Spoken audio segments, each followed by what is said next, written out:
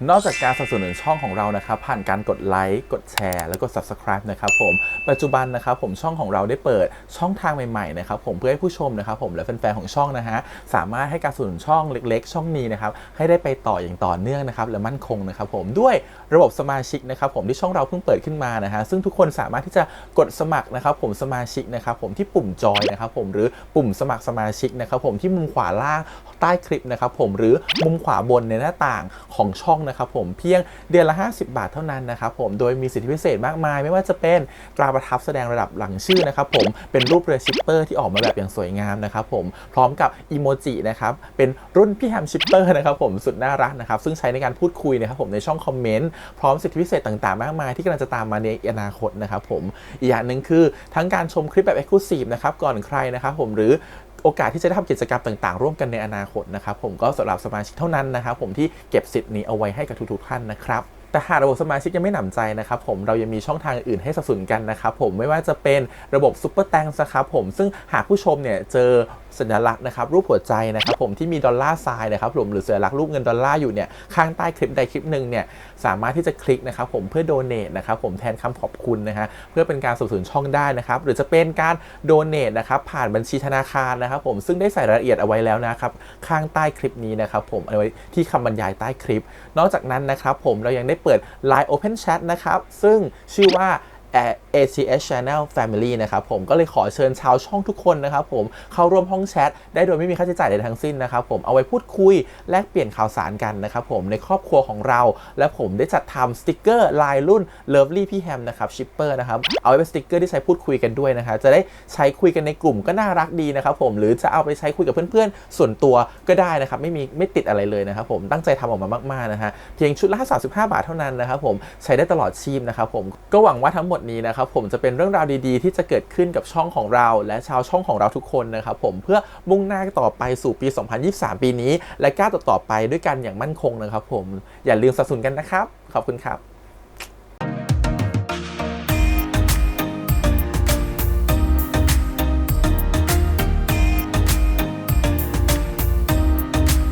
สวัสดีครับยินดีต้อนรับสู่ช่อง ATS Channel นะครับกับพบกันอีกครั้งการ reaction นะผมวันนี้กับพี่แฮมนะครับกับการท่านซีรีส์เรื่อง Dangerous Romance หัวใจในสายลม EP ที่ 6 นะครับเรื่องราวกำลังสนุกสนานเลยนะฮะและ EP ก่อนเนี่ยคือมันมีความสับสนด้วยนะครับว่าตกลงยังไงกันแน่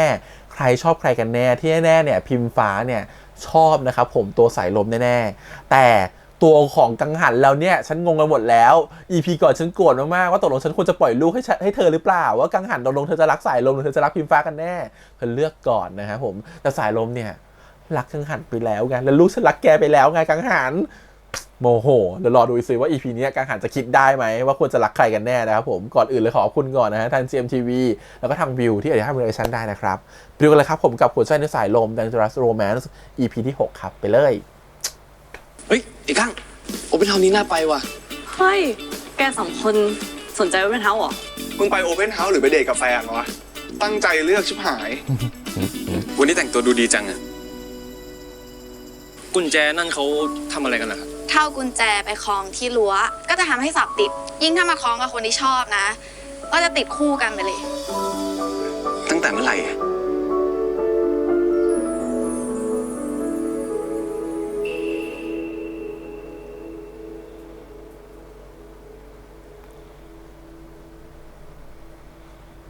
ชอบ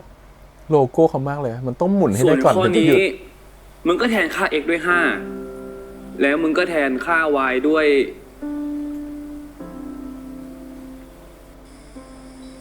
อุ๊ยโดนจับได้ซะแล้วอุตส่าห์แกล้งเนียนกลับบ้านแล้วนะเนี่ยตั้งแต่เมื่อไหร่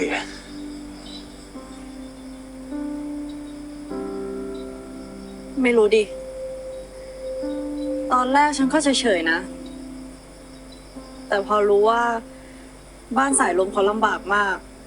จนถึงขั้นต้องหาเงินส่งตัวเองเรียนฉันเลยรู้สึกแบบคนคนนี้มันเก่งจังวะรู้ตัวอีกทีฉันก็คอยดูสายลมมาโดยตลอดเวลาฉันเห็นสายลมฉันรู้สึกว่าฉันมีความกล้าที่จะทำอะไรหลายอย่างฉันเลยอยากเข้ามหาลัยเดียวกับสายลมแล้วแกอะ มาทำอะไรที่นี่ คือมาซื้อของฝากไงมันเจอกุญแจให้ตกอยู่ก็ไม่รู้ ไอ้กั้ง ตอบได้แบบว่า ทื่อมาก ไอ้กั้ง ว่า มึงไหวไหมเนี่ย มึงได้ฟังที่กูพูดไปะเนี่ย โทษทีอะกูคิดเรื่องอื่นอยู่ งั้น วันนี้พักก่อนมั้ยล่ะ มึงดูไม่ค่อยมีสมาธิอะ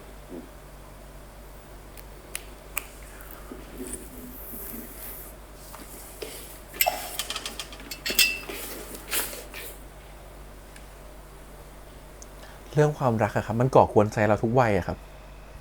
ไม่ว่าจะเป็นวัยเรียนวัยทำงานมันก่อกวนเราได้หมด อาการปวดหลังเป็นไงบ้างคะคุณย่า ก็มีบ้างนิดหน่อย คนแก่ก็อย่างนี้แหละลูก พิมฟ้าบุกมาถึงบ้านเลยเหรอ อ้าวก้างมาพอดีเลย คุยกับพิงฟ้ากันหน่อยดิ คือเดี๋ยวผมต้องไป คุยเป็นเพื่อนพิงฟ้าเขาย่าจะไปปอกผลไม้เอาให้กิน เอาแป๊กนะลูกนะ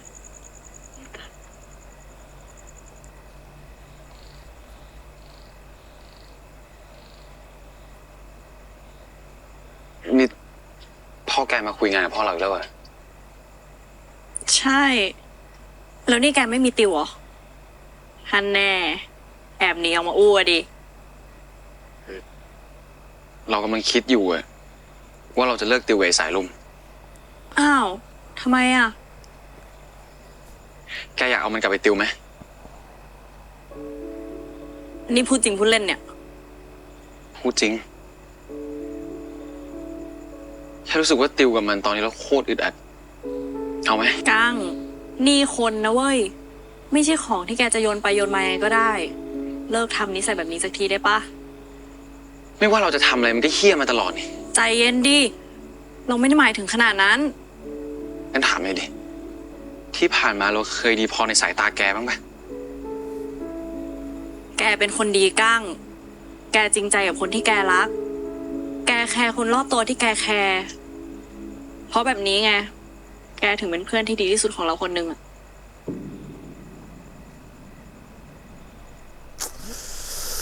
เป็นเพื่อนที่ดีที่สุดของเราคนหนึ่งนะ ไม่ใช่เป็นคนรักเพราะเพลงของเราไม่ได้เลยอะเพราะเพลงของเราสับสนน่ะเธอทำดีกับใส่ลมขนาดเนี้ยแล้วเธอก็มาบอกว่าเธอมาชอบพิมพ์ฟ้านะ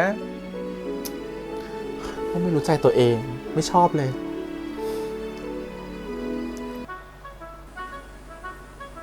เราขอรบกวนเวลาทุกคนสั้นๆนะ คือตอนนี้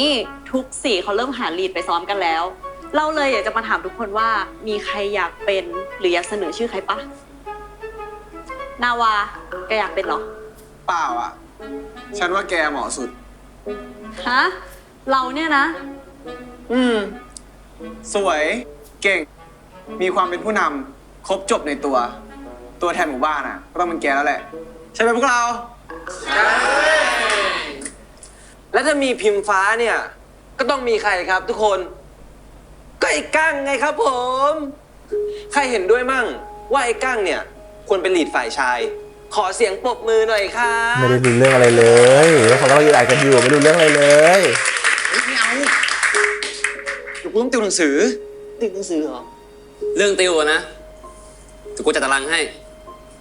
โอกาสมาทั้งทีอ่ะ มึงคว้าไว้เถอะ อ้าว ทางสะดวก อย่างนี้ห้องเราก็เสนอชื่อคู่จิ้น อย่างพิมพ์ฟ้ากับไอ้กั้ง เป็นลีด เอ้า ขอเสียงปรบมือหน่อยครับทุกคน คือฝั่งนี้เขาคิดว่าชอบกันเขาผลักมาให้อีกฝั่งนี้คิดว่าชอบกันก็เลยผลักไปให้ โอ้ปวดหัว มึงไม่อตามพวกมันทำไมวะ กูอุตสาห์จะหาเรื่องชิ่งเนี่ย ก็ตอนเราเป็นเขาอ่ะ มึงบอกว่าอยากเข้าคณะนิเทศไม่ใช่เหรอ นี่ไง การเป็นลีดมันก็เป็นพอร์ตชั้นดีให้กับมึงเลยนะเว้ย สู้ๆ พยายามเข้า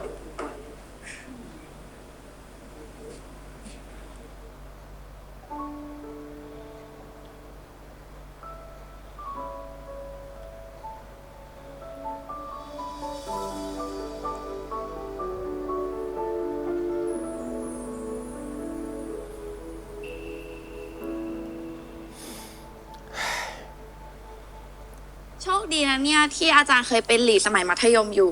ก็เลยพอมีความรู้อยู่บ้าง ดังนั้นในปีนี้อาจารย์จะเป็นคนเทรนทุกคนเอง เราก็สู้ไปด้วยกันนะ นี่อาจารย์ทำคลิปสอนท่าเต้นไว้ด้วย เดี๋ยวจะเปิดให้ดู ได้สิน้ำสีเหลืองเย็นโลกเอ้ยเดี๋ยวผิดไม่ใช่ ผิดหมดเลย เดี๋ยว โอ๊ย ใจเย็นค่ะอาจารย์ เดี๋ยวหนูช่วยหาให้ในเน็ตไม่น่ายากค่ะ ก่อนอื่นเรามาคุยเรื่องโพสิชันการเต้นดีกว่าค่ะ อ๋อใช่ เรื่องโพสชั่นอาจารย์วางไว้แล้ว ก็คือเดี๋ยวเราจะแบ่งเป็นคู่ชายกับหญิง แล้วก็จะต้องมีคู่เมนอยู่ตรงกลางคู่หนึ่งทุกคนคิดว่าควรเป็นใครดี โหจานก็ต้องให้คู่จิ้นเป็นเมนปะคะกังหันกับพิมฟ้าไง โพสต์อึดอัด พอดีผมรู้สึกไม่สบายตัวครับ ขอไปห้องพยาบาลได้ไหมครับ อ๋อ เ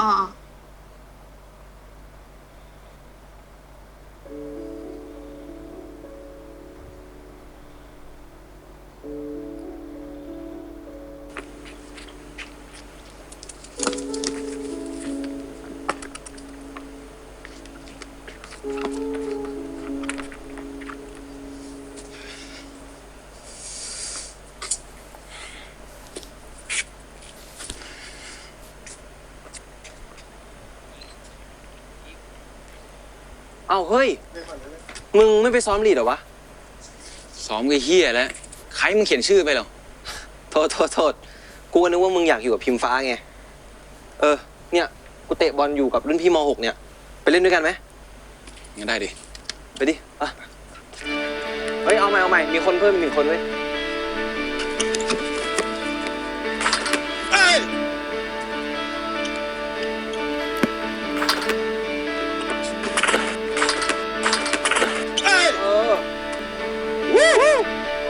เอาเว้ย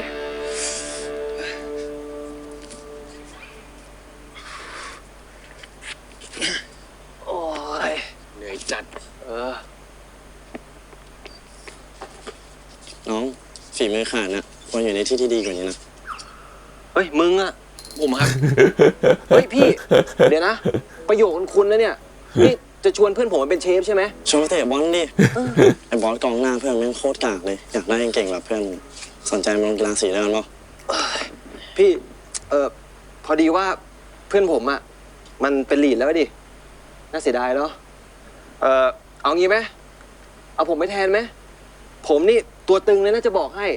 แล้วมึงไม่มีแบบ ความฝันว่าอยากเป็นนักร้องนักแสดงแบบนี้บ้างอะ โอ้ไม่มีไอ้ความฝันที่มันยิ่งใหญ่แบบนั้น กูว่ามันเหมาะคนรวยๆแบบมึงนะ เหม็นจริงเลยกูยังไม่มีความฝันเลย งั้นก็ ผมเป็นได้ครับพี่ เดี๋ยวพรุ่งนี้ผมไปลาออกจากลีดเลย มาแล้วไอ้ต้องเป็นคนพิเศษยินต้อนรับสู่ทีมมา ซะงั้น คนจะเกิดโดนคุมกำเนิดซะงั้น แล้วจะเอาใส่ลงไปเป็นลีดแน่เลย ให้คู่กับพิมฟ้า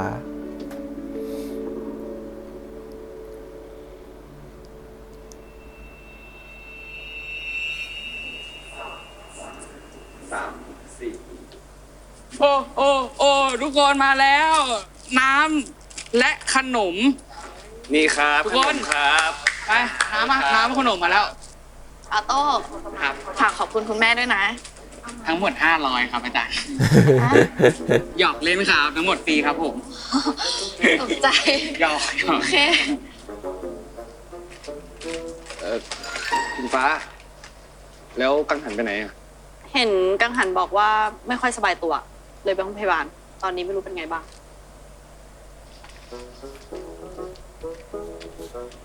เดี๋ยวทำมือแบบนี้นะ เอ้าซ้อมลีดเฉย แล้วก็ข้างหลัง แอน หนึ่ง เขาเคยเป็นลีดตัวตึงของอินซันมาก่อนนะจำได้ไหม อ่ะ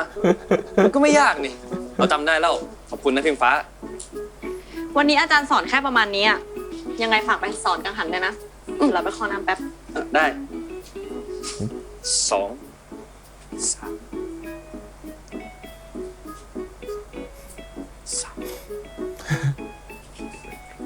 3 ลีดตัวตึงมาก่อนนะจ๊ะ ไอ้กั้ง เป็นไงบ้างวะ อาการดีขึ้นปะนี่กูมาซ้อมเต้นแทนมึงแล้วนะ เดี๋ยวคืนนี้เนี่ยกูไปซ้อมเต้นให้มึงหรือว่าจะให้ซ้อมตอนนี้ก็ได้นะ มึงเลิกยุ่งกับเรื่องของกูสักทีได้ปะ เอ้า นี่กูช่วยมึงอยู่เหรอเนี่ย มีโอกาสได้ใกล้ชิดพิมฟ้าทั้งทีเนี่ย มึงแค่พังแต่วันแรกเดียว ที่มึงให้กูเป็นลีดเนี่ยก็เพราะเรื่องนี้อะ เออดิ มึงก็ได้ทั้งพอร์ตได้ใกล้ชิดคนที่มึงชอบ ก็นี่แหละที่กูให้มึงเป็นลีดเผลอๆนะ มึงถือโอกาสเนี้ยสารภาพรักไว้ดิกูว่าพิมฟ้าน่าจะมีใจให้มึงอยู่นะ แกอยากมาเป็นพี่ติวให้เราไหม เห็นออโต้บอกว่าแกยังหางานพิเศษไม่ได้นี่ มันเหมือนกับเห็นแล้วเป็นคู่แข่งไปแล้วอ่ะมันเลยหงุดหงิด ตั้งแต่เมื่อไหร่อะ ไม่รู้ดิ รู้ตัวอีกที ฉันก็คอยดูสายลมมาโดยตลอด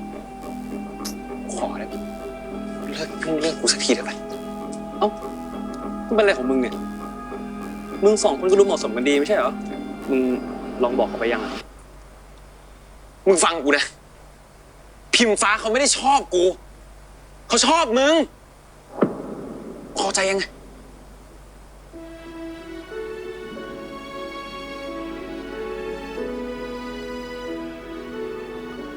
ตรงมาก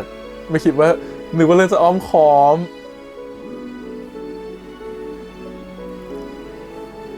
ก็เลยกลายเป็นศัตรูเฉยเลย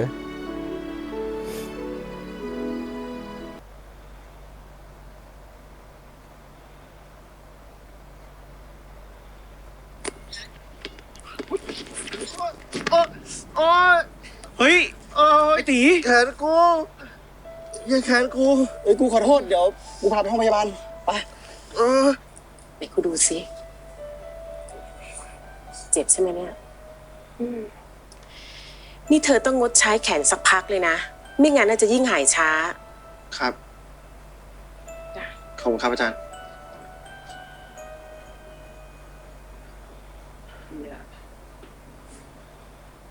ปวดโทษจริงนะเว้ย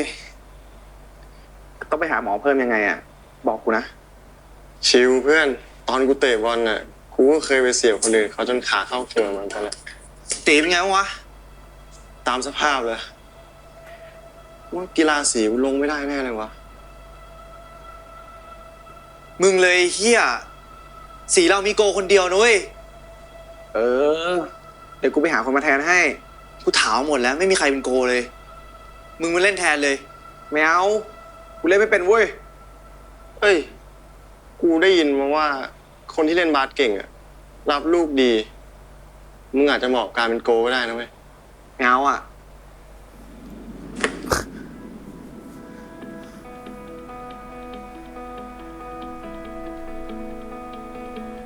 มึงก็รับได้นี่หว่า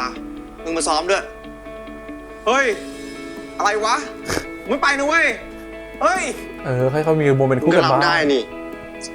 นี่จะกูกลัวทำทีมแพ้นะเว้ย อันนี้มันแค่ซ้อมเอง ยังไม่ถึงกับแข่งหรอก เก็บมือพร้อม 3 4 นี่ไปเอาน้อง โอเค เอาลีดตัวจริงที่ไหนมาสักลง วัน นึ นี้ ง พ แห อ ละ แค่นี้ก่อนค่ะ เก่งมากทุกคน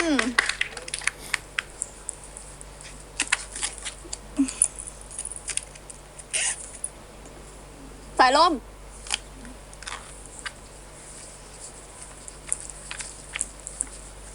กั้งไม่ได้เหลือแกเหรอ ก็ไม่นะทำไมอ่ะ วันนี้กั้งไม่มาซ้อมอ่ะ เกิดอะไรขึ้นหรือเปล่า คือ เราจะบอกเธอไงดีอ่ะ คือว่า ไอ้กั้งมันไม่น่าเป็นลีดแล้วอ่ะ เราเข้าใจ ถ้างั้น แกอยากมาเป็นลีดคู่กับเราแทนกั้งไหม เราเนี่ยนะทำไมอ่ะ เพราะว่าเราอยากเต้นคู่กับแกไง และนี่ก็เป็นโอกาสเดียว ที่เราจะชวนแกได้อะ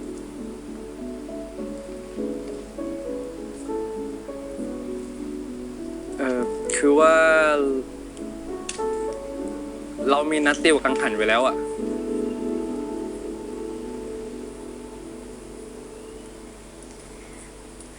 ก ว่าแล้วเชียวว่าแกต้องตอบแบบนี้อะ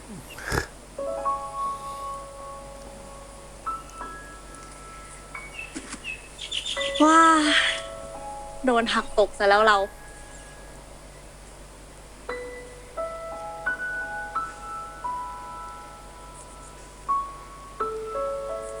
ถามอะไรหน่อยดิ ถ้าเกิดว่า แกไม่ได้มีเรื่องต้องติวให้กังหัน แกจะมาเป็นลีดกับเราปะ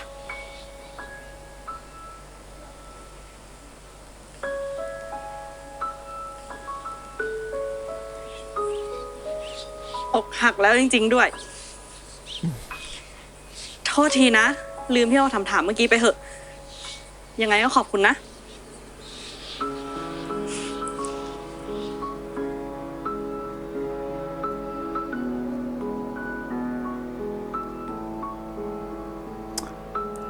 โอ้ยสงสารนะพิมฟ้า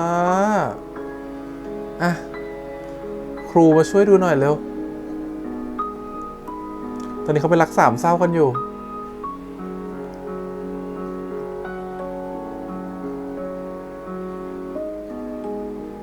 อย่าบอกนะมีเลิฟไลน์ของ GL ด้วย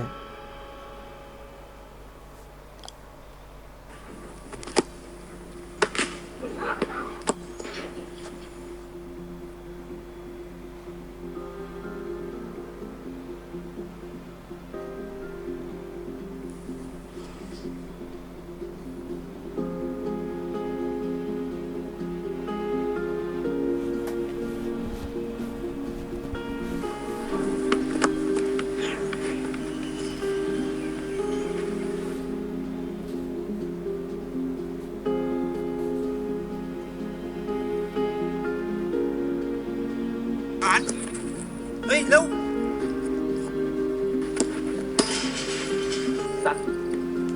เล่นเหี้ยอะไรมึงเนี่ยเล่นเหี้ยอะไรมึงเนี่ยเฮ้ย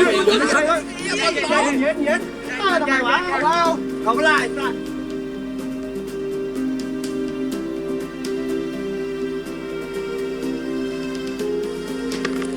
เฮ้ย เอาขาแพงอีกทุกจุดมันทุกคนมาดูล่มสลายกันแบบนี้วันนี้เอาเราจะเป็นลีดได้ยังไงล่ะ เนี่ยบอกแล้วใช่ไหมว่าอย่าหักโหม ซ้อมหนักอย่างกับประชดชีวิตงั้นแหละ ขอโทษด้วยค่ะ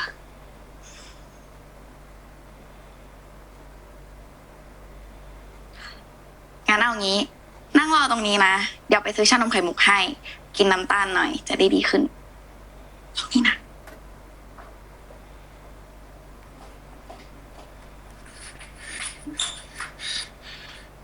ได้ยินว่าแกตกลงมาตอนซ้อมอะเป็นไงบ้าง โอเคอยู่แก พันผ้าขนาดนี้ไม่น่าโอเคหรอกมั้ง เจ็บมากไหมเนี่ย ก็เอาเรื่องอยู่ เราก็พอรู้ว่าถ้าตกลงมามันจะเจ็บมาก แต่ไม่คิดเลยว่า พอมาเจอจริงๆมันจะเจ็บขนาดนี้ อันนี้คุณเรื่องขาดหรือพูดเรื่องความรักหัวใจจ๊ะ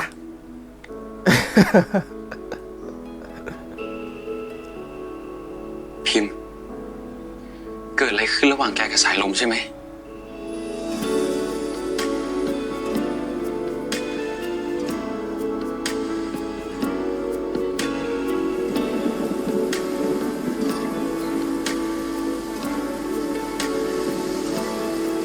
ไอ้กั้ง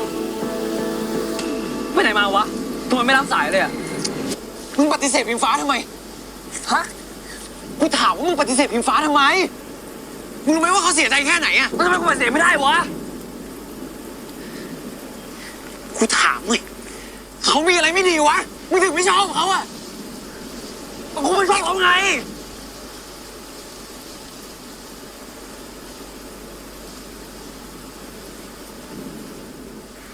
มึงฟังกูนะ กูไม่ชอบเขา หัวใจมันห้ามกันไม่ได้อะเนาะมันบังคับกันไม่ได้อะ ยิ่งได้ใกล้เธอยิ่งหวันไหวเพิ่งรู้คำตอบของใจ งั้นก็แปลว่าสายลมเนี่ยสำคัญกับกังหันมากเลยใช่ไหม เธอพูดประโยคพวกนี้โดยไม่รู้ตัวได้ไงเนี่ยกังหันโถ่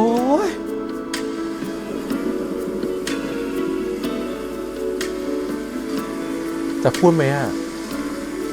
กูชอบมึง ที่เพลอไปรักเธอจนหมดใจก็เพิ่งได้มาเข้าใจว่าความรักมันเป็นอย่างไรเพิ่งรู้ใจตัวเองเหมือนกันว่าที่ทำลงไปเธอมันเรียกว่าความรัก งงไปเลยสามเศร้าสุดๆวิ่งนี่มันสามเหลี่ยมเลยจ้าเป็นสายลมที่เคียงข้างเธอและคอยอบกอดเธอไว้ดึงลมที่อยู่ข้างกายไม่จากไปไหน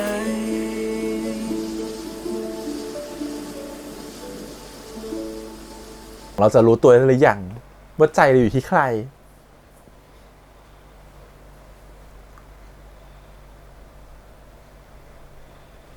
กูไม่ชอบเขา กูชอบมึง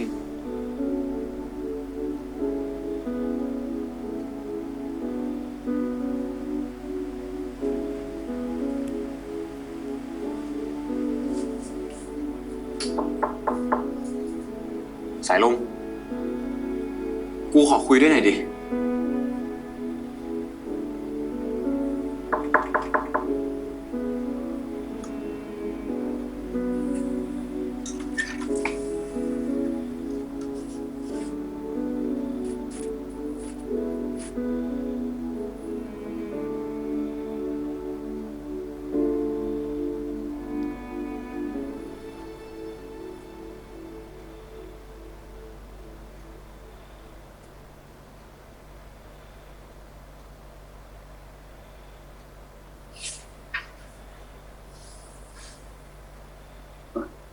ย่าเห็นไอ้สายลมไหมครับ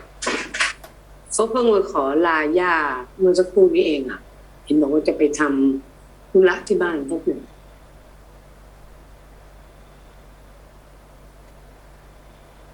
มีอะไรก็รู้ย่าช่วยอะไรไหม ไม่มีอะครับ งั้นหนูกั้งขอไปนอนก่อนนะครับ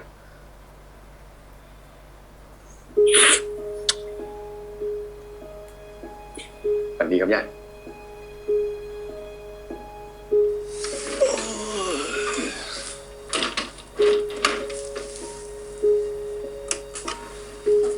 เฮียมึงเป็นอะไรของมึงเนี่ย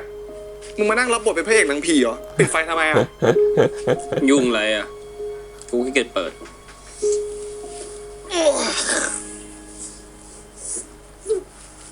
กูถามมึงจริงๆนะ มึงอยู่บ้านนู้นอะมึงมีของกินดีๆตั้งเยอะแยะ มึงจะกลับมากินอาหารโง่ๆที่บ้านหลังนี้ทำไมวะ หรือว่ามึงทะเลาะกับไอ้กัง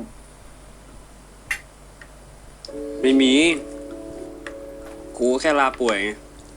กูเดินตากฝนมานานไปหน่อย ใช่เหรอวะ ป่วยการเมืองมากกว่ามั้ง พี่ก็ดูออก ป่วยจริง โอ้โห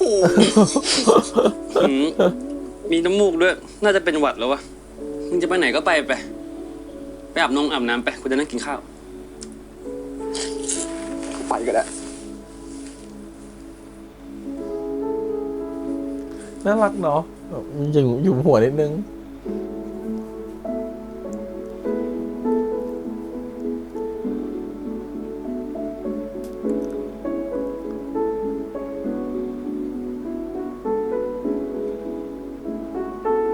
สวัสดีครับทุกคนตั้งใจฟัง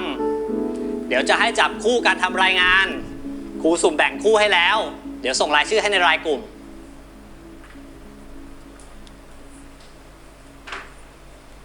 โจทย์รายงานคือให้หาข้อมูลสถาปัตยกรรมในยุคโบราณมาคนละ1 ยุค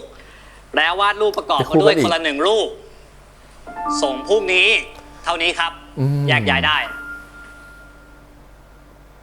ต้องวาดรูปด้วยนะ ศิลปะอีก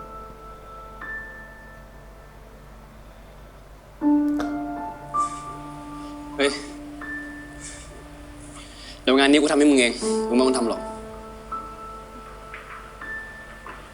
เดี๋ยวก่อนทำไมตัวร้อนมา ไม่มีอะไรหรอก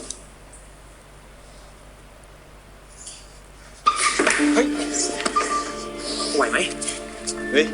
มึงเสือกดิเพื่อนกูดูเองได้ โตไป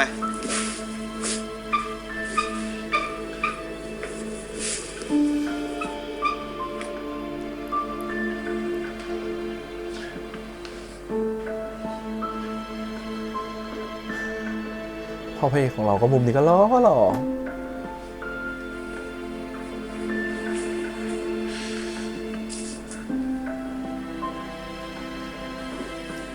เอ้า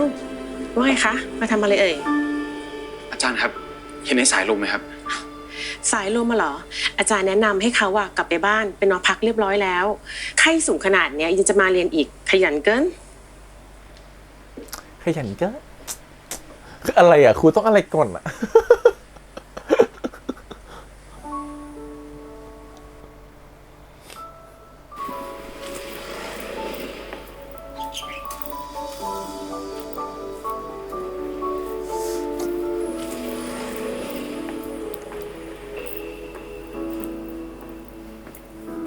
มาเฝ้าคนป่วย มาทำการบ้านให้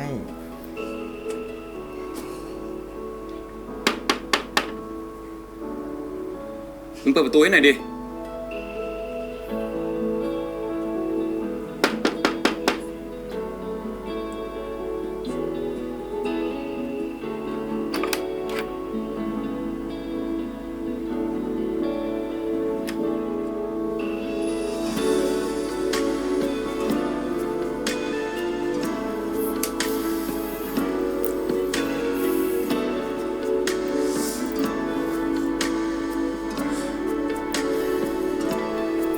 เฮ้ย เฮ้ย ทำไมตัวร้อนขนาดนี้ไม่ไปหาหมอวะ ฟ้าเหรอ ไหนวันนี้บอกว่าไม่กลับบ้านไง กูไม่ใช่สายฟ้า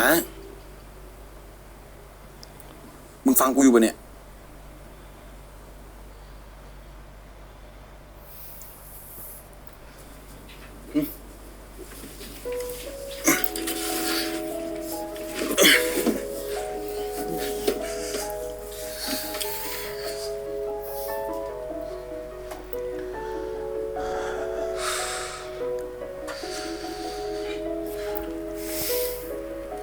เช็ดตัวให้หน่อยเช็ดตัวให้เขาหน่อย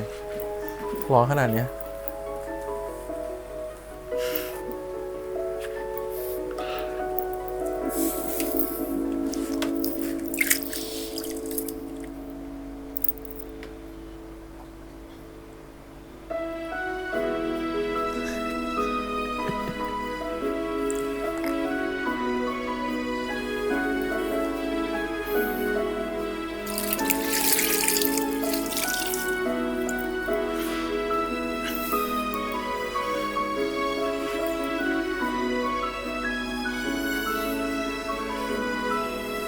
พ่อ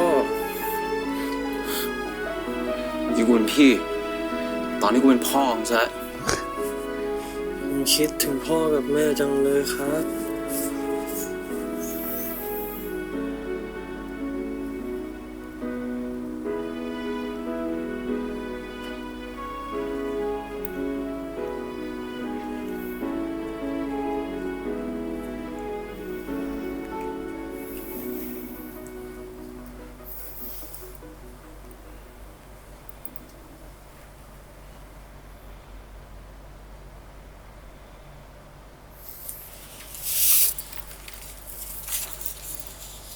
ไม่เคยเจออะไรแบบนี้ คนที่ทำให้ใจหวั่นไหว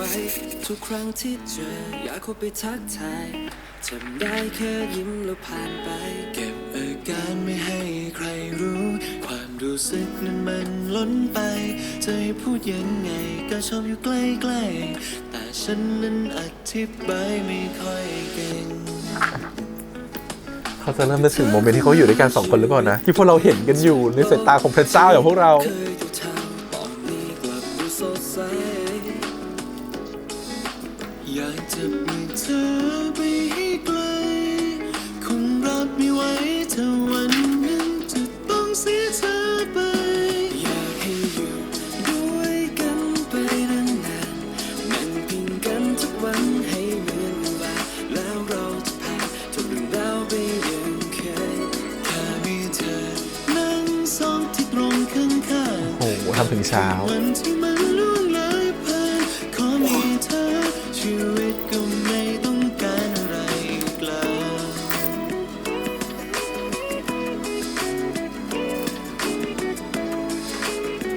ตื่นมาต้องหิวน้ำแน่เลยยังไม่ได้กินน้ำเลยเนี่ย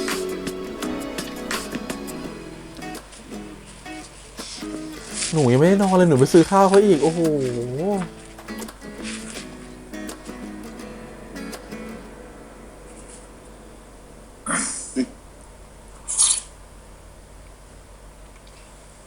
ไข้มึงลดแล้วใช่ปะ แต่กูงง เมื่อคืนกูหลับคาโต๊ะคอมแต่ทำไมตื่นมาที่โซฟาวะ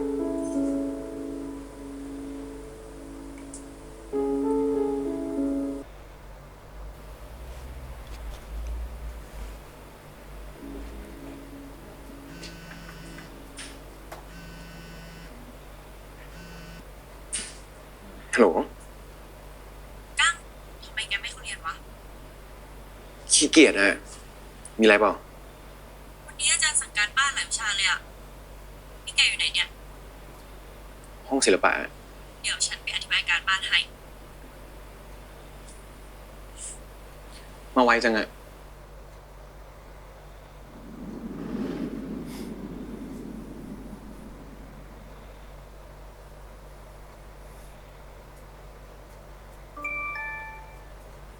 ไม่รู้ว่าแกกับสายลมผิดใจอะไรกัน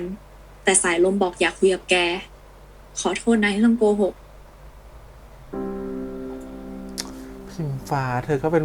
แม่ เมื่อ ค้า คืนมาบ้านกูอะ พูดเรื่องอะไรนะ เหมือนกูจำได้ลางๆว่ามีคนมาเช็ดตัวให้กู แล้วก็มานั่งทำงานให้กูด้วย ตอนแรกกูคิดว่าฝัน แต่พอกูเจอไอ้ตามได้เนี่ย ก็รู้เลยว่าเป็นมึง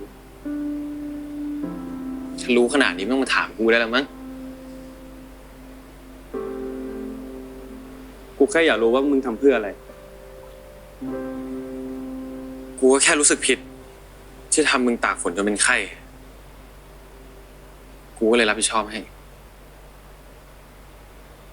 แค่นั้นหรอ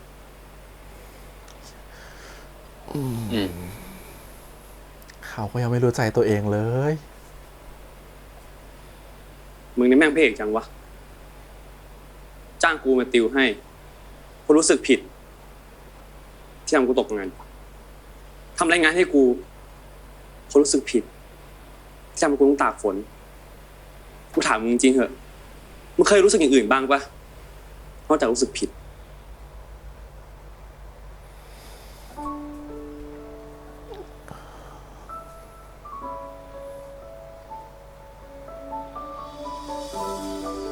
มันต้องให้เวลาทบทวนโมเมนต์เนาะ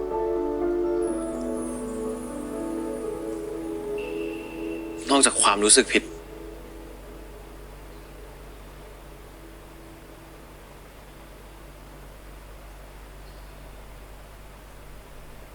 กูไม่เคยรู้สึกอะไรกับมึงเลย แค่สายลมที่พัดเรื่อยไป ไม่เคยเข้าใจรักเป็นแบบไหนผ่านความเงียบเหงาผ่านความเหน็บหนาวไม่รู้มาเท่าไรและโชคชะตาก็พาเธอเข้ามาฉุดฉันขึ้นมาจากความอ้างว้าง ไม่แปลกใจนะทำไมสายลมถึงคิดไปว่าตัวเองชอบก็ได้นะไม่แปลก มันแปลกที่ข้างในมีบางอย่างที่ดูเปลี่ยนไปยิ่งดูใกล้ที่หวั่นไหวเพิ่งรู้คำตอบของใจเป็นลมที่เพลอไปรักเธอจะหมดใจก็เพิ่งได้มาเข้าใจว่าความรักมันเป็นอย่างไรเพิ่งรู้ใจตัวเองเหมือนกันว่าที่ทำลงไปเธอมันเรียกว่าความรักก็เป็นสายลมที่พัดท ที่ผ่านมาพบเธอจะขาดเธอไปใน มึงฟังกูนะ พิมฟ้าเขาไม่ได้ชอบกู เขาชอบมึง พอใจยังไง กูไม่ชอบเขาไงกูชอบมึง คุยกับสายลมแล้วเป็นยังไงบ้าง กูแค่อยากรู้ว่ามึงทำเพื่ออะไร กูก็แค่รู้สึกผิด แค่นั้นหรอ โอเคดี เคลียร์กันแล้ว กูถามมึงจริงๆเหอะมึงเคยรู้สึกอย่างอื่นบ้างปะนอกจากรู้สึกผิดอะ นอกจากความรู้สึกผิด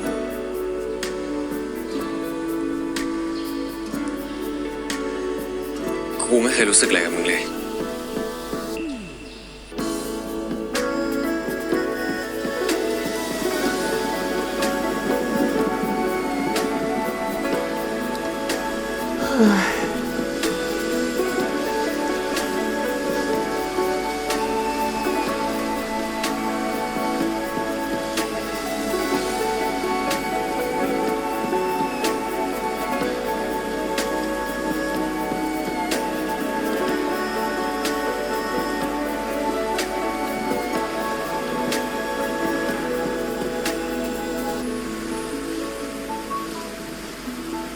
พระเอกMVสุดๆทั้งตากฝน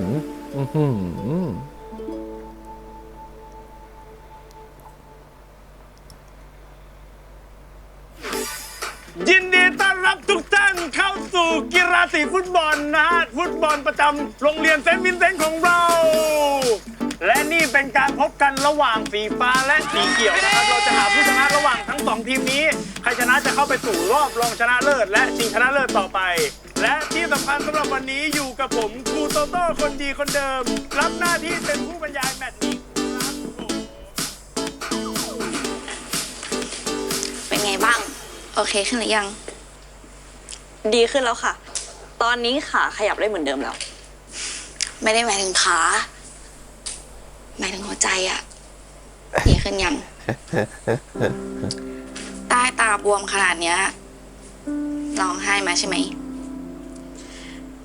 นี่อาจารย์เป็นคนนั้นใช่ไหมคะ สังเกตซะ โอ้ยก็นี่ก็เคยเป็นวัยรุ่นมาก่อนไง รู้ดีหมดนั่นแหละ ไม่รู้หรอกนะว่าเศร้าเรื่องอะไรอะแต่ว่าเป็นกำลังใจให้นะ เอางี้ เดี๋ยวแต่งหน้าให้จะกบใต้ตาให้มิดเลย นั่ง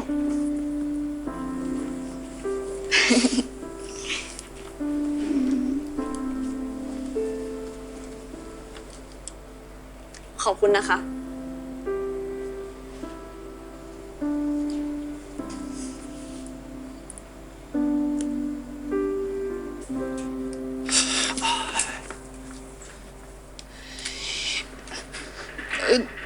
ชื่อ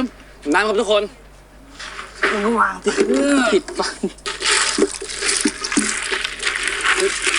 นี่ครับนี่ครับนี่ครับ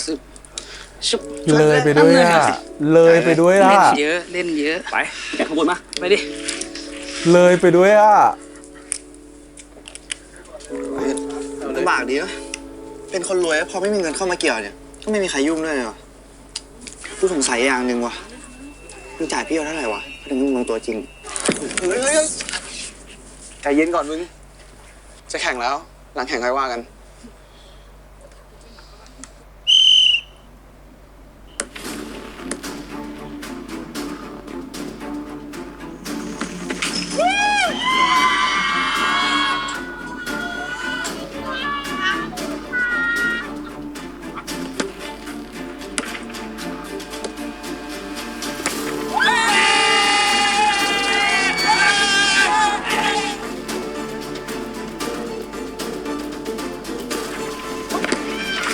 เข้าไปอีกแล้วครับโอ้โหแล้วตอนนี้สกอร์เป็น2-2นะครับสีเขียวตามตีเสมอไปได้แหมเวลาเหลืออีกนิดเดียวเท่านั้นจังหวะนี้เอายังไงเบอร์แปดสีฟ้าเจ้าคำหันของเราเยี่ยมไปไปข้ามไปแล้วยังไงดีโอ้โหถูกอะไรลงไปจังห ไม่เป่าครับเดี๋ยวกลับไปนะ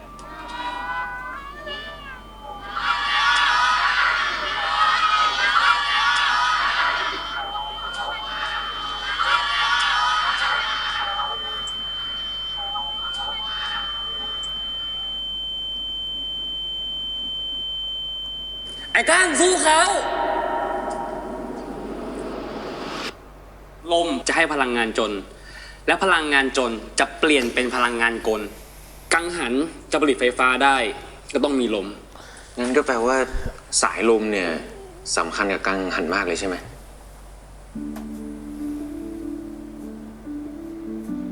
ถ้าคนมันไม่คิดอะไรนะมันไม่นึกภาพอะไรพวกนี้ขึ้นมาได้ตลอดเวลาหรอก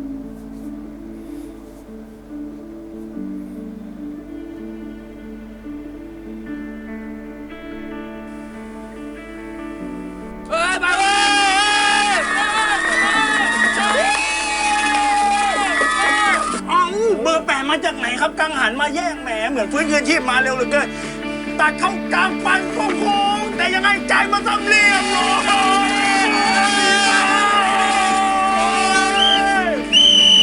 และกรรมการเป่านกหวีดหมดเวลาสีฟ้าชนะไปครับผ่านเข้าสู่รอบรองชนะเลิศไปในที่สุดครับ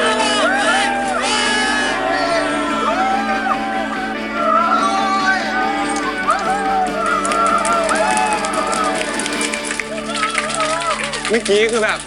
โคตรดีอ่ะ ไปช่วยกันนี่แหละ กูโคตรดีใจเลยนะเว้ยครับไม่เสียทีที่เป็นนักกีฬาโรงเรียนเลยว่ะ ไม่ขนาดหรอก ปีนี้กายพาเราได้แชมป์แน่เว้ย ไม่ขนาด คนอื่นแม่งอวยแต่เฮียกาย ทั้งที่คนเลี้ยงลูกเข้าไปจริงๆอ่ะคือมึงแท้ ถูกต้อง มันมีข่าวลือเว้ยว่ามึงอ่ะใช้เส้นสายจนได้เป็นตัวจริงพวกแม่งอ่ะเลยหมั่นไส้มึงเว้ยแต่ไม่เป็นไรนะเว้ยเพราะกูรู้เว้ยว่าความจริงอ่ะมึงเทียบขนาดไหน ได้ข่าวว่าพี่แว่นมาชวนแล้วไม่ใช่หรอ เพื่อนกูดูเองได้ มีความหึงไอ้กายขึ้นมา เฮ้ยมึงฟังกูอยู่ปะเนี่ยเอ้ามีพวกมึงด้วยเนี่ยโจ้มานี่ดิ เฮ้ย อะไรวะ เอ้าไอ้เหี้ยอะไรวะ ยืนทำเหี้ยไปดิ เอ้าไอ้เหี้ย ปล่อยเพื่อนกู ไอ้สัตว์ทำเชี่ยอะไรเพื่อนกู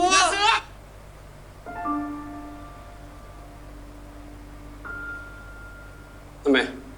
มันคุยเฮี้ยอะไรกับกู กูไม่ชอบเห็นมึงอยู่ไกล เอ้า กูอยู่กับใครแล้วมึงเสือกเฮี้ยด้วยอ่ะ เอ้า มึงมีสิทธิ์อะไรอ่ะ ไม้เรียวมาแล้วนะ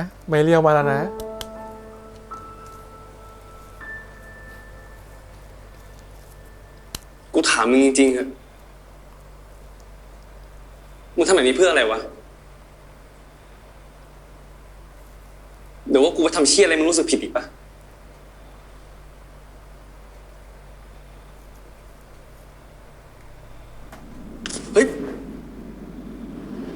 เป็นลมที่เพลอไปรักเธอจะหมดใจก็เป็นได้มากหัวใจว่าความรักมันเป็นอย่างไร ๆแต่ก่อนนะกูโคตรเกลียดเลย รู้ใจตัวเอง แต่กูว่า ที่ทำลงไป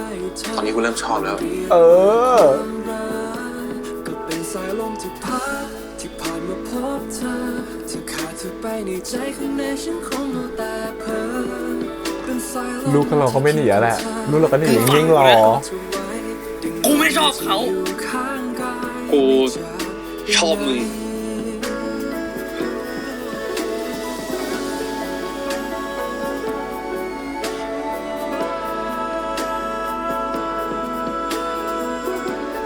มีจับคอด้วยแต่ถ้าไม่รักลูกเราจะตีด้วยเซเลไนท์เลย โอเคเก็บไม้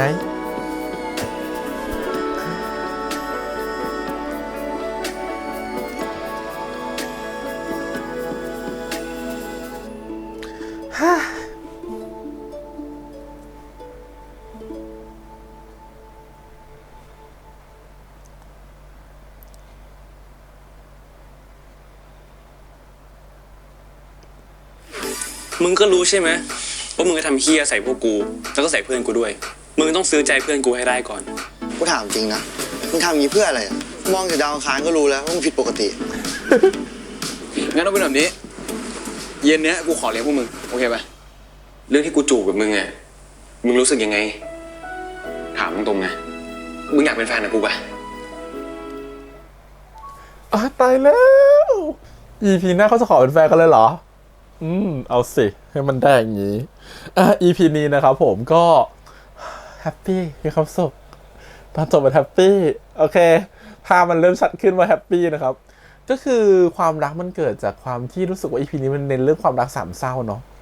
วนเวียนเป็นสามเหลี่ยมเลยนะฮะพิมฟ้าชอบสายลมชอบกังหันชอบพิมฟ้านะฮะเราพูดไปทีละตัวละครเรารู้สึกว่าพิมฟ้าเนี่ยเป็นคนที่โหจริงๆเขาเป็นแบบว่าใจเขากว้างมากเลยนะคือหนึ่งคือเขาไม่รู้หรอกว่าเขาอะรู้สึกดีกับสายลมตอนไหนไม่รู้ว่าเป็นเพราะอะไรแต่พอเขารู้สึกแล้วว่ามันใช่อ่ะเขากล้าที่จะเสี่ยงและหาโอกาสที่จะบอกความรู้สึกตัวเองออกไปเรารู้สึกว่าแล้วเขากล้าพูดกับตัวของกังหันลมตรงๆด้วยว่าเขารู้สึกดีกับสายลมแล้วว่าเป็นผู้หญิงที่โคตรชัดเจนนะแล้วเป็นผู้หญิงที่แบบคือแบบมั่นใจมากกล้ามากแบบที่จะแสดงออกความรู้สึกของตัวเองออกไปอะไรอย่างเงี้ยเขารู้สึกคือเรารู้สึกว่าเขาเป็นคนที่มั่นใจและมั่นคงในความรู้สึกของตัวเองมากๆเป็นคนที่อยากจะชมเลยนะว่าเป็นตัวละครคาแรคเตอร์ที่ดีมากๆตัวหนึ่งรู้สึกว่าเขาเป็นคนที่ไม่ได้อ้อมค้อมเขารู้ว่าตัวเองรู้สึกอะไรเขารู้สึกว่าตัวเองชอบอะไรแล้วเขาพูดสิ่งนั้นออกมาเขากล้าที่จะยอมรับความรู้สึกตัวเองถือว่าเป็นผู้หญิงที่แบบผมเป็นแบบไอคอนได้ให้หลายๆคนได้เลยแล้วพอเขายอมรับความรู้สึกตัวเองสุดแล้วเนี่ยเขากล้าด้วยว่าพอเขาบอกไปแล้วอะแล้วเขาผิดหวังอะเขารู้สึกแล้วว่าการตกจากที่สูงเป็นยังไงการผิดหวังมันเป็นยังไงแต่เขากลับรู้สึกว่าเขาไม่ได้เกลียดใครเลยนะเพราะเขารู้สึกว่ามันเกิดขึ้นได้คนเราจะชอบใครก็ได้แต่เราก็มีสิทธิ์เหมือนกันที่เขาจะไม่ชอบเรากลับก็ได้ไม่จำเป็นว่าเราต้องดีเลิศประเสริฐสีแค่ไหนแล้วเขาต้องรักเราเขาต้องชอบเราความชอบมันเป็นเรื่องของบุคคลมันเป็นเรื่องของปัจเจกนะฮะมันไม่สามารถจะบังคับให้ใครมาชอบเราได้แม้เราจะเป็นคนดีที่สุดก็ตามเราแค่ไม่ได้เจอคนที่เหมาะสมกับเราเท่านั้นเองในความดีของเราอาจจะเจอใครที่ดีกว่าเราหรือดีกว่าเขาที่เรากำลังชอบอยู่ตอนนี้ก็ได้มันเป็นไปได้หมดเลยเพราะฉะนั้นมันไม่จำเป็นว่าต้องเป็นคนนี้เท่านั้นเพราะฉะนั้นสิ่งที่กังหันกำลังทำที่เป็นเหมือนไปคาดคั้นว่าทำไมแกถึงไม่ชอบพิมฟ้าในเมื่อฉันปล่อยพิมฟ้าให้แกแล้วทำไมแกถึงไม่รับรักพิมฟ้าเขาเป็นคนดีขนาดนี้ทำไมแกถึงไม่ชอบเขามีสาเหตุอะไรที่แกไม่ชอบเขาเพราะว่าคนเราบังคับใจกันไม่ได้ครับต่อให้ดีแค่ไหนเราก็เห็นว่าพิมฟ้าดีมากๆนะแต่เราก็เลือกที่จะรักพิมฟ้าไม่ได้เมื่อใจเรารักไปแล้วกับใครคนหนึ่งถูกไหมเพราะฉะนั้นสิ่งที่พิมฟ้าทำเราชอบที่เมื่อเขารู้ว่ากังหันเนี่ยชอบเขาปฏิเสธกังหันอย่างถูกต้องรู้ว่าจะปฏิเสธแบบไหนแล้วให้กำลังใจกังหันด้วยว่าแกไม่ได้ชอบเราหรอกแกแต่รู้สึกดีกับฉันแค่เป็นเพื่อนหรือเปล่าแต่ฉันรู้สึกกับแกแค่เพื่อนนะแล้วก็ตัดบทเลยคือรู้สึกคือเขาเป็นคนที่ไม่ได้เพื่อนก็คือเพื่อนแบบไหนแค่ไหนก็คือแค่นั้นแล้วเขาคุยแล้วมันเคลียร์แล้วมันชัดเช่นกันพอเขาไปบอกชอบตัวสายลมแล้วสายลมบอกกลับมาว่าเขาไม่รู้สึกดีด้วยโดยไม่ได้บอกตรงๆนะแต่บอกแค่ว่าเราคงไปเต้นกับพิมฟ้าไม่ได้เป็นลีกกับคู่กับพิมฟ้าไม่ได้เพราะเรายังมีต้องติวอยู่แล้วถึงให้ไม่มีติวแล้วเราก็ยังเลือกที่จะไปเต้นกับพิมฟ้าไม่อยู่ดีมันก็เป็นการตอบไกลๆแล้วว่าเขาไม่ได้ชอบพิมฟ้าเป็นผู้หญิงที่ฉลาดและเขาไม่ต้องการที่ถามไปเลยว่าเขาเลือกที่จะเก็บคำนั้นไว้และไม่บอกชอบสายลมตรงๆว่าฉันชอบสายลมนะสายลมชอบเราหรือเปล่าแต่เขารู้ทันทีว่าคำตอบนั้นมันชัดเจนอยู่แล้วในการกระทำในคำพูดเพราะฉะนั้นเขาเลือกที่จะตัดตัวเองออกไปแม้ตัวเองจะเจ็บมากก็ตามเขาก็เลือกที่จะเอาตัวเอง energy ของความเจ็บปวดเวลาคนเราอกหักมาพิมฟ้าคือตัวอย่างที่ดีมากว่าเราเอาพลังของเราไปลงกับสิ่งที่เราจดจ่อหรือสิ่งที่เราทำให้ตัวเราดีขึ้นหรือ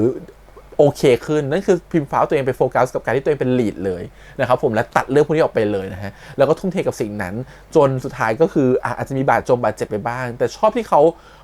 พอเวลาผ่านไปเขาเป็นคนที่ตัดเร็ว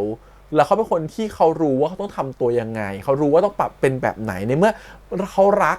คนหนึ่งก็จริงเขาชอบคนหนึ่งจริงแต่เขาไม่มีสิทธิ์ไปหน้าที่ว่าเขาไม่รักเราเราต้องไปเกลียดเขาถูกปะเขาจะเป็นเพื่อนกันทั้งสองคนได้ทั้งกังหันและสายลมเพราะฉะนั้นพอเขารู้ว่ากังหันมีเรื่องจะคุยกับสายลมหรือสายลมมีเรื่องจะคุยกับกังหันนะเขาก็เปิดโอกาสหรือสร้างโอกาสให้สองคนได้มาเจอกันมันถึงเป็นแบบมีความเป็นแม่พระสูงมากทำให้อะไรทำให้เหมือนมีคนมาแอบชอบเขาตอนแรกคิดว่า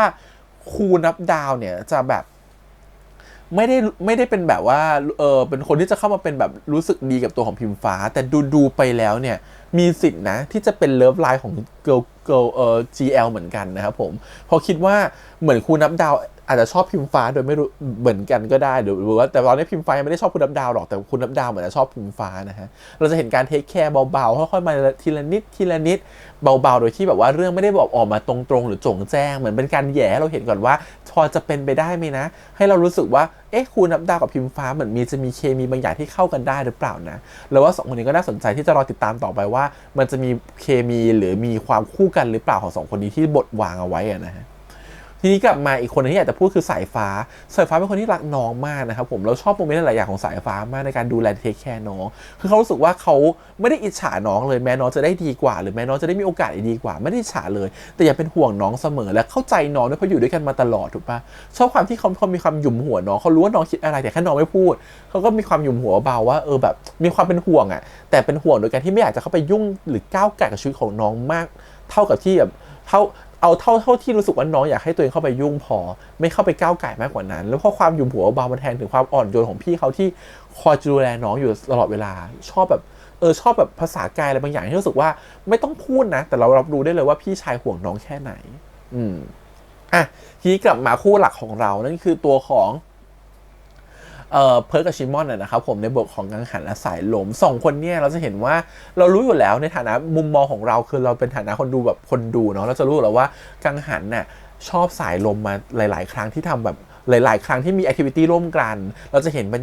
นความรู้สึกของตัวกังหันที่มันเริ่มมีความสุขเวลาอยู่กับสายลมทำนู่นทำนี่ด้วยกันแล้วยิ้มแฮปปี้มีความสุขแต่เรารู้สึกว่าตัวกังหันเองยังไม่เคยคิดถึงความรู้สึกตรงนั้นว่าจริงๆแล้วความรู้สึกที่เราแฮปปี้กับการที่อยู่กับสายลมเป็นความรู้สึกแบบไหนเป็นความรักหรือเปล่าเป็นความรู้สึกดีๆแบบไหนที่มันเกิดขึ้นในตอนนั้นจังหวะที่อยู่ด้วยกันในฐานะคนดูเราจะเห็นหลายๆฉากความรู้สึกว่าเรามองจากคนนอกเนาะเราจะรู้ว่าเขารู้สึกดีต่อกันแล้วเราก็จับได้อยู่แล้วว่าจริงๆแล้วตัวกังหันเนี่ยน่าจะรู้สึกดีกับตัวสายลมแต่สายลมชอบกังหันไปแล้วเพราะว่าเราคิดแทนสายลมสิเราจะไม่ชอบได้ไงผู้ชายคนนึงที่เป็นเพื่อนเราอยู่ดีมาเทคแคร์เราบอกว่าเกลียดเราแต่อยู่ดีพอเห็นเราลำบากก็ดึงเราไปเป็นครูติวเตอร์เพื่อช่วยเราพอเห็นเราตากฝนก็มาเป็นห่วงเรามาช่วยทำการบ้านให้เราเพราะว่าชดเชยความผิดมันไม่แปลกที่ตัวสายลมจะถามว่าที่จะทำทั้งหมดเป็นเขารู้สึกผิดจริงๆหรอวะหรือมันมีรู้สึกอื่นด้วยเพราะว่าเป็นเราก็คิดนะว่าหรือมันเกินเลยกว่านั้นรู้สึกว่าหลายคนเวลาเราอาจจะเจอด้วยความที่ตัวของต้องเข้าใจก่อนว่าสายลมเป็นคนที่ทำอะไรเพื่อตัวเองมาตลอดสู้ชีวิตเพื่อตัวเองมาตลอดเพราะเขาจะไม่ค่อยเจอคนที่มาทำดีด้วยกับเขาแล้วพอวันนึงเขาเจอคนที่ทำดีด้วยกับเขามันก็เป็นธรรมดาที่เขาจะอ่อนไหวนะรู้สึกดีด้วยเพราะเวลาคนที่ไม่เคยเจอคนมาทำดีด้วยเลยพอเราได้รับใครมาทำดีเรามันจะมีเกิดความรู้สึก2อย่างคือ1ประหลาดก่อนว่าเฮ้ยน่ากลัวว่ะคนนี้มาทำดีกับเราหวังผลจากเราหรือเปล่าแต่สำหรับของสายลมเขาไม่มีอะไรต้องหวังผลไงเขารู้สึกว่าคนที่ทำดีกับเขามันต้องมาด้วยความจริงใจบางอย่างซึ่งคงไม่ได้หวังผลอะไรจากเราหรอก1จะมาเอาอะไรเรามีเงินกับมีอะไรกับไม่มีมากสุดคือมีแค่ความรู้แกจะหวังผลความรู้ฉันก็เป็นติวเตอร์ให้แกร้องไห้เพราะฉะนั้นสิ่งที่แกทำอยู่ตอนนี้มันคืออะไรที่มากกว่านั้นหรือเปล่ามันก็ต้องตีเป็นเรื่องที่2คือถ้าไม่ทำดีเพื่อหวังผลหรือทำดีกับเราเพื่อหวังผลก็คือทำดีเพราะเขารู้สึกดีกับเราแล้วพอเราเป็นคนที่ไม่เคยถูกใครทรีตดีกับเราแบบนี้พอเราโดนการทรีตที่ดีขึ้นมาหรือการดูแลที่ดีขึ้นมามันก็หวั่นไหวเป็นธรรมดาอยู่แล้วสไตล์ของสายลมเนาะมันก็จะมีการคิดว่าหรือจริงเขาชอบเราอาจจะไม่คิดว่าเขาชอบเราหรอกแต่มันเกิดความรู้สึกแน่นอนว่าเราชอบเขาไปแล้วแล้วมันก็ได้มีโอกาสพูดไปแล้วด้วยว่าเราชอบเขาในจังหวะที่เขามาคาดคั้นว่าทำไมแกถึงไม่ชอบพิมฟ้าเราก็ได้พูดว่าเราชอบเขาเพราะพอมันพูดปุ๊บมันก็ต้องหนีแหละมันจะไปสู้หน้าได้ไงเมื่อเราไม่รู้คำตอบเขาเนาะก็ต้องกลับบ้านมาก่อนแล้วสุดท้ายคือเขาก็ยังมาดูแลเราอีกเราก็อยากจะรู้คำตอบว่าตกลงเขารู้สึกยังไงกันแน่แต่พอไปถามเอาจริงๆจังๆเนี่ยว่าตกลงมันมีความรู้สึกผิดเหรอมันมีความรู้สึกอื่นอีกหรือเปล่าแต่ตัวของกังหันก็บอกว่าไม่มีเลยมันไม่ใช่ความรู้สึกผิดจริงๆมันก็ต้องกลับไปที่กังหันแล้วว่ากังหันรู้สึกยังไงถึงพูดไปแบบนั้นถูกปะก็เข้าใจกังหันเหมือนกันนะคือกังหันอยู่ในช่วงการทบทวนคือใจเขาลึกๆความคิดเขาแล้วกันในความคิดเขาลึกเขาชอบพิมฟ้าแต่ความรู้สึกข้างในหรือแบบสิ่งที่มันอยู่ข้างในลึกๆมันไม่ได้บอกว่าชอบพิมฟ้ามันชอบสายลมไปโดยไม่รู้ตัวแต่มันยังไม่เคยทบทวนความรู้สึกตัวเองว่าเวลาอยู่กับสายลมเรารู้สึกยังไงรู้สึกดีไหมแฮปปี้ไหมมีความสุขไหมมันไม่เคยมาคิดในจังหวะที่มันชอบพิมฟ้าแต่พิมฟ้าไม่ชอบมันมันเลยเหมือนกับมีความแบบหึงหวงเกิดขึ้นมามีความอิจฉาเกิดขึ้นมาเราจะเห็นว่าช่วงแรกๆของ EP จะเป็นการที่เขารู้สึกเขา เขาไม่โอเคกับตัวสายลมเลยเพราะรู้สึกว่าสายลมเป็นศัตรูทางความรักทันทีแต่พอสายลมอ่ะไม่ได้ชอบพิมฟ้าเห็นไหมเขาก็โกรธจัดเหมือนกันว่าทำไมคนที่เขาอยากจะชอบแต่แกไม่ชอบวะแล้วเขาแบบไม่มีโอกาสได้ชอบเขาจะชอบพิมฟ้ามากๆเขายังไม่มีโอกาสได้ชอบเลยแต่แกมีโอกาสได้ชอบไม่แกถึงไม่ชอบพิมฟ้ามันเลยเหมือนทุกอย่างอ่ะสายลมเป็นคนผิดในสายตาเขาแต่พอทุกอย่างมันเทิร์นอราวด์ทันทีเมื่อเขาได้ฟังคำตอบว่าสายลมไม่ได้ชอบพิมฟ้าเพราะชอบเธอมันช็อกนะมันเข้าใจแล้วว่าเฮ้ยเราบังคับความรักใครไม่ได้ก็จริงแต่วันที่เราคิดแทนเขาไปหมดเลยว่าทำไมเขาถึงไม่ชอบพิมฟ้านู่นนี่นั่นเขาเป็นศัตรูกับเราหนึ่งเขาไม่ใช่ศัตรูกับเราแล้วเขากลายเป็นคนที่ชอบเราสองทำไมเขาไม่ชอบพิมฟ้าได้ขนาดนั้นแกหยิ่งแค่ไหนหรอแกเก่งแค่ไหนแกถึงไม่ชอบพิมฟ้าเปล่าเพราะเขาชอบคนอื่นไปแล้วคือชอบเรามันเลยจึ๊กแล้วงั้นความคิดหลังจากนั้นน่ะมันไม่ได้เป็นความอิจฉาอีกต่อไปมันไม่ใช่เป็นความโกรธอีกต่อไปมันเป็นความคิดที่ว่าเขาชอบเราทำไมเรามีอะไรให้เขาชอบเราที่ตรงไหนแล้วเราชอบเขาหรือเปล่ามันกลับมาคิดเรื่องนั้นแล้วพอมันคิดแต่มันยังคิดไม่จบมันยังคิดไม่ดีมันยังไม่รู้สึกว่าความรู้สึกตอนนี้มันคืออะไรกันแน่มันพอตอนที่ตัวของสายลมมาถามว่ามันไม่มีความรู้สึกอื่นอีกเลยหรอมันถึงตอบกลับไปว่าไม่รู้สึกเลยแต่พอไม่รู้สึกเลยเนี่ยวันที่สายลมจากไปแล้วเนี่ยมันไม่ได้เจอกันอีกเลยแล้วสายลมก็หลบหน้าเขาทำเป็นอิกนอร์เขาต้องเข้าใจว่าสายลมก็ต้องโปรเทคความรู้สึกของตัวเองเหมือนกันเพราะว่าเขาไม่ชอบเราแล้วเนาะถ้าเราถล่มลึกมากกว่านี้หรือเขาเข้าใกล้เขามากกว่านี้เราอาจจะชอบเขาไปมากกว่านี้แล้วเอาตัวเองออกมาไม่ได้ก็ได้มันให้น้ำก็ไม่ให้เสิร์ฟน้ำก็ไม่ดูแลทำนู่นทำนี่ก็ไม่ดูแลไม่สนใจเลยนะครับผมทำเป็นอิกนอร์ไปเลยแต่สุดท้ายเนี่ยจังหวะที่เขาอยากดูแลซื้อข้าวต้มมาให้ก็เห็นไอ้กายมาเตะบอลไอ้กายก็ดูเป็นห่วงเป็นใหญ่มันเริ่มเกิดความหึงโดยไม่รู้ตัวมันเริ่มเกิดความรู้สึกว่าไม่โอเคกับการที่สายลมจะไปอยู่กับใครเลยที่ไม่ใช่ฉันงั้นมันครบองค์ประกอบทั้ง3อย่างของความรักนะฮะ 1. ความใกล้ชิดมันได้ใกล้ชิดกันแล้วแน่นอน2คนนี้รู้จักกันดีความผูกพันมันเกิดขึ้นแล้วโดยไม่รู้ตัวทั้งหลายๆอย่างที่หลายๆวันที่อยู่ด้วยกันมากิจกรรมที่ทำด้วยกันมาต่างๆมันทำให้เกิดความผูกพันขึ้นมาและ3คือ passion คือความที่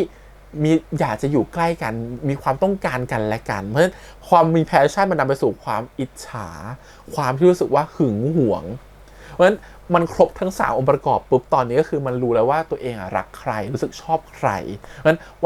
นมันไม่รู้สึกว่ามันยังไม่ได้คือด้วยความที่กังหันมันไม่เคยคิดความรู้สึกตัวเองแบบละเอียดเพราะฉะนั้นมันไม่รู้ว่าตอนนี้ตัวเองรู้สึกอะไรแต่มันรู้แค่ว่ากูหึงอาจจะไม่รู้ซ้ำว่าหึงอาจจะรู้แค่ว่าไม่ชอบให้เธออยู่ข้างๆกายไม่ชอบให้เธออยู่ข้างๆคนที่ชื่อกายไม่โอเคเลยงั้นสิ่งที่มันเกิดขึ้นคือ1ดึงตัวของสายลมออกมาแล้วเอาไปพิสูจน์ว่าตกลงความรู้สึกของเราคืออะไรความรู้สึกของเราชอบเขาจริงหรือเปล่าเพราะฉะนั้นการพิสูจน์ว่าแกเป็นอะไรคำตอบของฉันคือจูบแกเลยไม่ได้ขอคอนเซนต์นะฮะแต่จูบลงไปเลยเพื่อจะแบบด้วยความที่กล้าวใจแบบตัวของสไตล์ของเขาอะเนาะเขาแบบว่าเป็นแบบดิบๆอะเนาะเขาเป็นคนที่ไม่ใช่มาพูดแบบอ้อมคอไม่ใช่คนที่แบบว่าแบบมันนั่งละเมียดละไมกับความรู้สึกเพราะฉะนั้นเขาเป็นคนที่พอไม่ละเมียดละไมกับความรู้สึกเขาเลยไม่รู้ว่าจริงๆตัวเองรู้สึกอะไรกันแน่นะฮะขณะที่ตัวของสายลมเองจะรู้สึกมากกว่าว่าเขาได้คิดทบทวนมาแล้วว่าเขารู้สึกชอบแต่ขณะที่กังหันอาจจะไม่รู้สึกเลยว่าตัวเองรู้สึกอะไรกันแน่แต่มันแค่ความสับสนและการได้เคลียร์ความสับสนนี้ได้คือตอนนี้กูไม่รู้คืออะไรแต่ตอนนี้แค่อยากจะจูบมึงก็จูบเลยเพราะมันก็เลยจูบลงไปเลยพอจูบลงไปค่อยมานั่งคิดเป็นได้ว่าหรือที่เราจูบเขาเพราะความรู้สึกที่เรารู้สึกดีกับเขาที่เราหวงเขาเพราะเรารู้สึกเราไม่อยากให้เขาไปอยู่ใกล้ใครเพราะเรารักเขาหรือเปล่ามันค่อยๆกลับมาทีละภาพแต่ละวันที่อยู่ด้วยกันมันเป็นโมเมนต์ที่รู้สึกว่าตัวเองมีความสุขรู้สึกว่าคนแบบกังหันน่ะไม่ได้มันดิวยากนะครับความรู้สึกคืออะไรถ้าสมมติเราไปเจอคนแบบกังหันขึ้นมาเราอาจจะตายและไม่ได้เจอกับกังหันอีกเลยตั้งแต่จังหวะที่บอกว่าชอบกังหันแล้วก็ได้บอกชอบกังหันน่ะแล้วอยู่ดีเขาไม่ให้คำตอบกลับมาเราอาจจะห่างกันไปตอนนั้นก็ได้แต่นี้โชคดีมันยังเรียนด้วยกันอยู่มันเลยมีโอกาสได้กลับมาเจอกันใหม่พอกลับมาเจอกันใหม่ก็ยังมีโอกาสได้ไปเคลียร์ใจนะบอกชอบกังหันและถามกังหันว่าตกลงแกรู้สึกอะไรมากกว่าคำว่ารู้สึกผิดหรือเปล่ากังหันก็ยังไม่บอกความรู้สึกอีกถ้าเป็นคนปกติทั่วไปเนี่ยจังหวะแค่เนี่ยครั้งที่2เนี่ยครั้งที่3คงไม่มีอีกแล้วคงไม่ได้เจอกันอีกแล้วแต่ด้วยความเป็นนักเรียนไงมันก็ยังอยู่ด้วยกันมันก็ยังมาเจอกันครั้งที่3อีกเพราะฉะนั้นพอครั้งที่3อีกเนี่ยมันคือครั้งสุดท้ายแล้วแต่เป็นครั้งสุดท้ายที่ตัวของกังหันเองมันได้รู้สึกตัวเองแล้วว่าฉันรู้สึกอะไรฉันคิดมาดีแล้วแหละหรือเปล่าไม่รู้แต่ตอนนี้ฉันรู้สึกฉันไม่โอเคเลยถ้าใครจะมายุ่งกับตัวของสายลมมันต้องเป็นฉันคนเดียวเท่านั้นเลยก็ทำลงไปแบบนั้นเลยมันเลยรู้สึกว่าค่อยกลับมาคิดแล้วกันว่าฉันรู้สึกอะไรแต่ตอนนี้ใจฉันอยากทำแบบนี้มันเลยมีเวลาให้รู้สึกว่า ใจที่ทำตามสิ่งตัวเองต้องการเวลาให้ตัวเองได้คิดทบทวนมาหลายจังหวะเลยว่าตกลงรู้สึกอะไรกันแน่แล้วสุดท้ายพอเราทำลงไปแบบนั้นน่ะมันเลยเหมือนกับว่าสุดท้ายได้คำตอบแล้ววันที่จูบเขาได้คำตอบแล้วว่าเรารู้สึกชอบเขาแล้วเขาก็ไม่ปฏิเสธไม่หนีเราด้วยเขาก็ชอบเราเหมือนกันมันก็เลยแบบทุกอย่างมันเลยลงตัวแต่เราเลยบอกว่าคนแบบกังหันเนี่ยบางทีอ่ะมันทำให้ใครหลายคนอ่ะเจ็บมาหลายครั้งแล้วนะกับการที่ไม่รู้สึกว่าตัวเองรู้สึกอะไรกับการที่ไม่เข้าใจว่าตัวเองชอบหรือไม่ชอบอะไรมันทำให้หลายคนเนี่ยที่เขามาชอบเขาว่าเจ็บไปหลายคนแล้วที่พูดแบบนี้เพราะอะไรเพราะรู้สึกเราเคยจีบคนแบบกังหันแล้วสุดท้ายอ่ะรู้สึกว่าเขาอ่ะมีอะไรบางอย่างที่มากกว่าคำว่ารู้สึกดีกับเรารู้สึกแค่ชอบเรารู้สึกว่าแค่รู้สึกว่าเป็นเพื่อนกันมันมีมากกว่านั้นน่ะแต่เขาเลือกที่จะเก็บความรู้สึกนั้นไว้และไม่เอาแอคชั่นมันออกมาหรือเขาอาจจะมีปมด้อยอะไรบางอย่างที่เขาไม่สามารถที่จะบอกความรู้สึกตัวนั้นออกมาได้หรือเขาอาจจะรู้สึกว่าตัวเองอย่างกังหันเนี่ยพอจะเป็นว่าฉันชอบผู้หญิงมาก่อนเดี๋ยวมาชอบผู้ชายมันก็ประหลาดมีเรื่องที่ต้องคิดเยอะแต่กับคนที่เป็นเพศเดียวกันหรือความรู้สึกรสนิยมทางเพศเหมือนกันน่ะการที่คุณมันรู้สึกที่มันแตกต่างแบบนี้หรือรู้สึกที่มันปิดกั้นตัวเองแบบนี้มันทำให้อีกคนหนึ่งที่เป็นคนที่บอกชอบมันเจ็บได้นะฮะแล้วบางทีพอเวลาเราจะกลับมารู้สึกว่าฉันวันนั้นฉันไม่น่าบอกปฏิเสธเขาไปเลยอยากจะกลับมาเจอกันใหม่บางทีอาจจะไม่มีโอกาสนั้นอีกแล้วก็ได้อันนี้คือแบบปัญหาของคนแบบนี้นะเราเคยจีบเขามาแล้วพอแบบรู้สึกว่าเขามีอะไรมากกว่าความรู้สึกแบบกับการแค่รู้สึกอยากจะเทคแคร์เป็นความชอบที่มากกว่านั้นนะแต่พอเราไม่ได้คำตอบเราก็เฟลนะถามเขาไปปุ๊บไม่ได้คำตอบเขาตอบกลับมาว่าแค่รู้สึกแบบเพื่อนเราก็จบเราก็เจ็บเหมือนกันแล้วก็จบแล้วก็เลือกที่จะเดินออกไปแต่พอนานๆผ่านไปกลับมาเจอกันใหม่มันไม่สามารถจะมองหน้ากันติดได้อีกแล้วมองหน้ากันไม่ได้เลยแต่กลับเป็นว่าเราต่างหากที่ควรจะหลบหน้าเขาแต่เราไม่หลบหน้าเขานะเราอยากเจอหน้าเขากลับกลายเป็นเขาที่หนีหน้าเราอ่ะมันก็ดูประหลาดเนาะกับคนที่ไม่ได้คิดอะไรไม่ได้รู้สึกอะไรเพื่อนบอกชอบไม่ได้ไปอะไรกันด้วยแต่กลับหนีหน้ากันน่ะแสดงว่าในความรู้สึกมันต้องมีอะไรบางอย่างคือ1คนที่ชอบเราอยู่ตรงหน้าแล้วอึดอัดหรือ2คือเราชอบเขาเหมือนกันแต่เราแค่ชอบเขาไม่ได้บอกชอบเขาไม่ได้มันเลยอึดอัดอยู่ข้างในเหมือนต้องคอยหลบหน้ากันตลอดซึ่งมันก็เป็นทั้ง2เวนะแต่สำหรับกังหันคือเวที่หลบหน้าตลอดเพราะว่าชอบแต่ไม่รู้ว่าตอนนี้ตัวเองรู้สึกอะไรและเลือกจะปิดความรู้สึกตรงนั้นไว้บางทีคนแบบกังหันก็คือเวลาไปมีความรักที่มันลำบากกับคนที่เป็นคู่ของเขาเหมือนกันนะในการที่จะมานั่งเดาใจเขาว่าเขารู้สึกอะไรหรือเขาพร้อมเมื่อไหร่ถึงจะบอกว่าเขารักหรือรู้สึกดีด้วยอย่างเงี้ยมันก็ค่อนข้างยากมากๆอะไรเงี้ยเคยจีบคนแบบนี้ก็เหนื่อยมากๆเหมือนกันแล้วก็สุดท้ายอาจจะ at the end คือเลิกกันไปแล้วไม่ได้คำตอบด้วยซ้ำคือเลิกคุยกันไปครับแต่ไม่ได้คำตอบด้วยซ้ำว่าเขารู้สึกยังไงกันแน่เคยมีบางคนที่เคยเป็นแบบนี้ไปชอบเขารู้สึกดีกับเขาแล้วเขาก็เก็บไว้ไม่ยอมบอกสุดท้ายพอเวลาผ่านไปถึงมารู้ว่าเขาก็ชอบเราเหมือนกันแต่เวลามันผ่านไปแล้วครับทุกอย่างมันเปลี่ยนไปหมดแล้วมันจะกลับไปชอบกันเหมือนเดิมก็ไม่ได้แล้วมันบางทีคนเราเสียโอกาสเพราะแค่เรื่องนี้แหละแค่เรื่องที่เราไม่รู้ว่าเราต้องการอะไรซึ่งตัวละครในเรื่องเนี่ย2คนที่รู้คือพิมฟ้าและตัวของสายลมรู้ว่าต้องการอะไรแต่ตัวกังหันเองไม่รู้ว่าต้องการอะไรเพราะฉะนั้นมันคือความที่เมื่อมีคนนึงสับสนมันทำให้อีกคนนึงต้องพลอยลำบากไปด้วยแต่สุดท้ายวันนี้ทั้ง2ตัวละครเข้าใจกันแล้วนะครับผมแล้วก็เกิดแอคชั่นสุดท้ายคือจูบกันแล้วตอนจบก็ถือว่าแฮปปี้ก็ต้องรอดูว่า EP หน้าจะเป็นยังไงเขาจะเข้ากับกลุ่มเพื่อนของตัวเขาจะทำคะแนนกับกลุ่มเพื่อนของสายลมแล้วเพราะเขารู้ว่าถ้าไม่ทำคะแนนกับกลุ่มเพื่อนสายลมเนี่ยจะเข้าถึงสายลมยากนะฮะเดี๋ยวโดนเพื่อนเป่าหูอีกนะยิ่งแย่เข้าไปใหญ่เวลาเราจะเข้าจีบใครสักคนหนึ่งเนี่ยเราต้องเป็นเพื่อนกับเพื่อนของเขาก่อนเพื่อนของเขาเชียร์เรานะฮะถ้าเพื่อนของเขาเป็นศัตรูกับเราเมื่อไหร่เนี่ยเขาไม่เชียร์เราเนี่ยจะซวยนะครับโอกาสจีบสำเร็จก็จะยากขึ้นนะก็ถือว่าเป็นวิธีที่ถูกต้องในการเข้าหาเพื่อนเขาก่อนเหมือนกันต้องรอดู EP หน้าจะน่ารักขนาดไหนโอเคก็ EP นี้ประมาณนี้นะครับผมก็คิดว่า EP หน้าคงจะรักกันแล้วแหละ7-8ต้องรักกันแล้วเดี๋ยวมันต้องมีคอนฟลิกต์ใหญ่เนาะเรื่องเกี่ยวกับปมที่บ้านหนี้สินที่บ้านเรื่องการสอบเข้ามหาลัยอะไรต่างๆนานาอีกเรื่องปมของตัวของกังหันเองก็ยังไม่ได้แก้นะครับผมของพ่อตัวเองงั้นอีกหลายปมที่ยังไม่แก้คิดว่าคงจะมาแบบ9-10-11อะไรแบบเนี้ย7-8เนี่ยน่าจะแบบรักกันป่านจะกลืนกินรอดูว่าจะมีเลิฟซีนหรือจังหวะน่ารักแบบไหนให้เราเห็นใน EP ต่อไปนะครับรอติดตามเลยละกันวันนี้ขอบคุณอีกครั้งฝากกดไลค์กดแชร์กด Subscribe นะครับติดตามเสียงทาง YouTube Instagram Twitter และก็ Facebook วันนี้พี่แฮมไปก่อนนะครับบ๊ายบาย